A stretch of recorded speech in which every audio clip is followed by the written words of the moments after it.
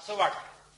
तर संख्याशास्त्रामध्ये म्हणजे संख्यांचा अभ्यास तर आहेच, परंतु त्याचबरोबर संख्याशास्त्रामध्ये कितीतरी निरनिराळ्या संकल्पना आहेत, निरनिराळ्या पद्धती आहेत की ज्याचा वापर करून आपण आपले प्रश्न सहज सोडवू शकतो. काही जणांना संख्याशास्त्र म्हणजे गणिताचाच एक भाग आहे असे वाटते, परंतु ते तितकेसे खरे नाही. संख्याशास्त्र हा पूर्णपणे वेगळा विषय म्हणून अभ्यासला जातो. त्याचे स्वतःचे असे काही सिद्धांत आहेत. यामध्ये शक्यतांचा, विविधतेचा, सहसंबंधाचा अभ्यास करून आपणास निर्णयापर्यंत जाता येते. गणितामध्ये 2 अधिक 2 बरोबर 4.1 हे चालत नाही. यामध्ये 2 अधिक 2 बरोबर 4च घ्यावे लागतात, कारण गणित हे निश्चित अशा गोष्टींवर अवलंबून आहे. त्याला प्रत्येक गोष्टीत परिपूर्णता असावी लागते. गणितात समायोजन किंवा जुळवून घेण्याचा जागा नाही. Mathematics is a luxury of life, तर statistics is ease of life. संख्याशास्त्रामध्ये जगण्यातील सहजता व लवचिकता आहे. खरं तर या सृष्टीमध्ये निश्चित असं काहीच नाही. अगदी माणसाचा जन्म केव्हा होणार, यापासून त्याचा मृत्यू केव्हा होणार इथपर्यंत व जन्म आणि मृत्यू मधील ज्या सर्व घटना आहेत त्या सर्व घटना या अनिश्चित आहेत. आपणास प्रत्येक वेळी काही ना काहीतरी जुळवून घेऊन जगावं लागतं. ते जुळवून घेणं कसं व कुठपर्यंत असावे हे संख्याशास्त्र सांगते. आपण एखाद्याला 501 रुपये उसने दिले तर 501 रुपयेच त्याच्यापासून परत घेणे हे गणित सांगते. परंतु प्रत्यक्षात बऱ्याच वेळा 500 रुपये दिले तरी ते घेतो. 1 रुपयासाठी अडून बसत नाही. म्हणजेच आपण 501 रुपये व 500 रुपये हे सारखेच समजतो. ही व्यवहारातील सहजता व लवचिकता आहे. तिचा सखोल अभ्यास संख्याशास्त्रामध्ये केलेला आहे. आपण एका ठराविक कंपनीचा निश्चित ब्रँड असलेला पेन खरेदी करताना सुद्धा एकापेक्षा जास्त पेन पाहून मगच एकाची खरेदी करतो. खर तर हे सगळे पेन एकाच कंपनीचे सारख्या ब्रँडचे असतात, तेव्हा दुकानदाराने दिलेला पेन आपण खरेदी करायला पाहिजे. परंतु प्रत्यक्षात तसे होत नाही. याला कारण आपणास माहित आहे की जरी कंपनी कितीही नामांकित असली व ब्रँड निश्चित असला तरी त्या वस्तूमध्ये थोडाफार तरी वेगळेपणा असू शकतो. आपणास माहित आहे की कोणत्याही 2 वस्तू एकसारख्या असू शकत नाही. त्याच्या दिसण्यामध्ये किंवा कोणत्या ना कोणत्या गुणधर्मामध्ये फरक असू शकतो. या विश्वात कोणतीही गोष्ट परफेक्ट म्हणजे निश्चित नाही व कोणत्याही 2 गोष्टी एकसारख्या नाही. या गृहीतकांवर खर तर संख्याशास्त्राची उभारणी झाली आहे असे मला वाटतं. मग या विविधतेतून, अनिश्चिततेतून नेमकी निवड कशी करायची याचे वैज्ञानिक पद्धतीने उत्तर आपणास संख्याशास्त्र देते. संख्याशास्त्रीय पद्धती ही गणितापेक्षा थोडी वेगळी आहे. हे आणखी एका उदाहरणाने आपण समजून घेऊया. समजा 50 इलेक्ट्रिकल बल्ब तयार करण्यासाठीचा उत्पादन खर्च 5,000 रुपये आहे व त्यावर 10% आपणास फायदा घ्यावयाचा आहे. तर त्या बल्बची विक्रीची किंमत किती असावी? हे इथं आपण सरळ साध्या पद्धतीचा गणिताचा वापर केला तर आपल्या लक्षात येईल की 50 बल्बला 5,000 रुपये खर्च म्हणजे एका बल्बला 5,000 भागिले 50 म्हणजे 100 रुपये खर्च व त्यावर 10% फायदा म्हणून एका बल्बची विक्रीची किंमत ही 100 रुपये अधिक 10 म्हणजे 110 रुपये अशी. अशा प्रकारे आपणास गणिताचा वापर करून बल्बची विक्रीची किंमत काढता आली. परंतु आज आपण पाहतो प्रत्येक इलेक्ट्रिक वस्तूंना गॅरंटी दिली जाते. त्याप्रमाणे समजा आपण या बल्बवर सुद्धा 1 वर्षाची गॅरंटी द्यायची ठरवली, म्हणजे 1 वर्षात बल्ब खराब झाला तर तो आपणास बदलून द्यावा लागेल. मग याप्रमाणे जेवढे बल्ब एका वर्षामध्ये खराब होतील त्याच्या उत्पादन खर्चाचा विचार आपणास करायला लागेल. नाहीतर फायदा दूरच, पण आपला उत्पादन खर्चही आपणास मिळणार नाही, असे घडू शकते. यामध्ये सर्वात मोठी अडचण कोणती असेल तर आपण तयार केलेल्या 50 बल्ब पैकी एका वर्षात किती बल्ब खराब झालेले बदलून द्यावी लागतील ही संख्या ठरवणे अवघड गोष्ट आहे. कारण ती आपणास निश्चित सांगता येत नाही आणि जेथे निश्चित सांगता येत नाही तेथे संख्याशास्त्र मदतीला येते. संख्याशास्त्रीय पद्धतीचा वापर करून ही संख्या आपणास अंदाजित करता येते व त्यावरून मग आपणास विक्रीची योग्य किंमत ठरवता येईल. तर अशा प्रकारे संख्याशास्त्रीय पद्धती ही गणितापेक्षा थोडी वेगळी आहे. अर्थात संख्याशास्त्रामध्ये गणिताचा खूप मोठा वाटा आहे. गणित हे प्रत्येक विषयामध्ये खूप उपयोगी असे शास्त्र आहे. फक्त संख्याशास्त्रीय पद्धती ही थोडी वेगळी आहे, त्याची स्वतंत्र अशी विचार पद्धती आहे हे सांगण्याचा हा प्रयास.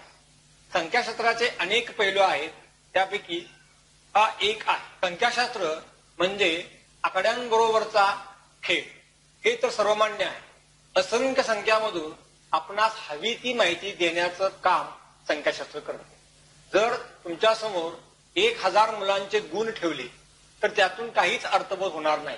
परंतु त्यावर प्रक्रिया करून त्या मुलांच्या गुणांची सरासरी किती आहे, त्यामध्ये प्रथम वर्ग मिळवणारी मुलं किती आहेत, नापास मुले किती आहेत, सर्वात जास्त गुण कोणाला मिळाले आहेत, अशा पद्धतीची माहिती आपणासवर मांडली तर मात्र आपणास त्या 1000 संख्यांमध्ये काय दडले ते समजेल. आणि हे आपण संख्याशास्त्राच्या मदतीने करू शकतो. ताक घुसळल्यानंतर त्यातून लोणी मिळते व ते लोणी कडवून मिळालेला साजूक तुपाची धार गरम गरम भातावर वाढल्यावर जसं छान वाटतं तसं संख्यावर प्रक्रिया करून त्यातून निघालेलं निष्कर्षरूपी तूप समाजापुढे मांडत असते. या असंख्य संख्यामध्ये काय दडलंय, त्यातून कोणते निष्कर्ष निघू शकतात याची चाचपणी एक संख्याशास्त्राचा विद्यार्थीच करू शकतो. जसे मूर्तिकार दगडातून सुंदर अशी मूर्ती घडवतो तेव्हा लोकांना त्याचा खूप आनंद मिळतो. त्या एरवी लोकांसाठी तो एक दगडच असतो, परंतु त्यातून निर्माण झालेल्या सुंदर मूर्तीमुळे त्या दगडाचे महत्व समजते. दगडातून मूर्ती घडवणारा मूर्तिकार जसा महत्वाचा आहे तसाच अंकांमध्ये लपलेली जी माहिती आहे ती लोकांपुढे मांडणारा संख्याशास्त्राचा विद्यार्थी सुद्धा खूप महत्वाचा आहे. तेवढ्या मोठ्या प्रमाणावर डेटा म्हणजे माहिती उपलब्ध आहे की ज्यावर प्रक्रिया करणारे संख्याशास्त्राचे विद्यार्थी कमी पडत आहेत. संख्याशास्त्राचा अभ्यास असणारे विद्यार्थ्यांची मागणी खूप मोठ्या प्रमाणात वाढलेली आहे. संगणकामुळे प्रचंड मोठ्या प्रमाणात माहिती गोळा होत आहे व ती साठवली जात आहे. गरज आहे की त्या माहितीच्या खजिन्यातून नेमकेपणाने आपणास जे हवे, ज्यामुळे आपणास निर्णय घेणे, नियोजन करणे सोपे जाईल अशा गोष्टी मिळवणे. म्हणून डेटा सायंटिस्टची गरज मोठ्या प्रमाणावर आज निर्माण झालेली आहे. संख्याशास्त्राचा उपयोग समजून घेण्यासाठी आपण अजून काही उदाहरणे पाहू. सध्या आयडिया, BSNL, एअरटेल अशा अनेक टेलिफोनच्या सेवा देणाऱ्या कंपन्या आहेत. त्या सर्व कंपन्या ग्राहकांना देत असलेल्या सेवांची संपूर्ण माहिती स्वतःकडे साठवून ठेवत असतात. प्रत्येक ग्राहक दररोज किती वेळ मोबाईलवर संभाषण करतो, किती वेळ इंटरनेटचा वापर करतो, किती SMS करतो, अशा प्रकारची अफाट माहिती या कंपन्यांनी संकलन करून ठेवलेली असते. या माहितीवर प्रक्रिया करून त्यातून काही आकृतीबंध म्हणजे पॅटर्न मिळतात का हे पाहणे गरजेचे असते. ग्राहकांच्या मोबाईल वापराच्या सवयीनुसार त्यांचे वर्गीकरण करावे लागते व त्यानुसार ज्या ग्राहकांना काही ऑफर्स दिल्या जातात. समजा एखादा ग्राहक SMS वापर कमी करत असेल तर त्याला 1 महिना SMS फ्री अशी ऑफर दिली जाते. आपल्या ग्राहकांनी सर्व सुविधांचा जास्तीत जास्त वापर करावा अशी कंपनीची अपेक्षा असते, तरच त्यांना जास्तीत जास्त फायदा मिळणार असतो. या पद्धतीने ग्राहकांमधील मोबाईल वापरासंबंधीचा जो पॅटर्न आहे तो ओळखून त्यांना नवीन नवीन प्लॅन किंवा ऑफर दिल्या जातात. परंतु या अफाट अशा माहितीचे विश्लेषण करून त्यातील पॅटर्न शोधण्याचे काम व त्यानुसार ऑफर किंवा प्लॅन तयार करण्यासाठी संख्याशास्त्राचा खूप मोठा असा उपयोग होत असतो. आपण इंटरनेटचा वापर करून युट्यूबवर एखादा व्हिडिओ पाहत असतो. त्यावेळी आपणास काही व्हिडिओ युट्यूब सुचवत असते. हे व्हिडिओ सुद्धा पहावे म्हणून आपणास काही व्हिडिओ आजूबाजूला दिसत असतात. युट्यूबने हे सुचवलेले व्हिडिओ हे आपल्या अगोदरच्या माहितीवर अवलंबून असतात.